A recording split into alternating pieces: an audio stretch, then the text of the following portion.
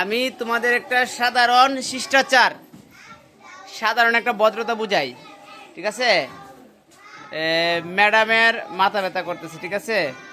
তাইলে তুমি যদি মনে করো এখন ম্যাডামে তোমাদের ক্লাসে আসার পরে অসুস্থ শরীর নিয়ে তো ক্লাস করা যায় না, এরপরেও ম্যাডামে কতটুকু আপ্রাণ চিন্তা করো যে ম্যাডামে ক্লাসে আসতে চাইতেছে।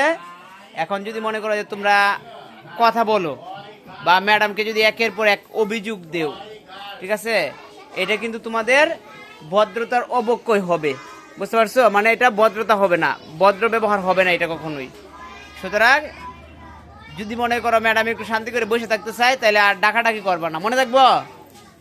ডাকাডাকি করবা না, এই জিনিসটা যাতে খেয়াল থাকে। মনে রাখবা, অসুস্থ মানুষের সাথে তুমি যদি কথা বলাও একটু পর পর, তাইলে কিন্তু আরো অসুস্থতার পরিমাণ আরো বেশি বাড়ে।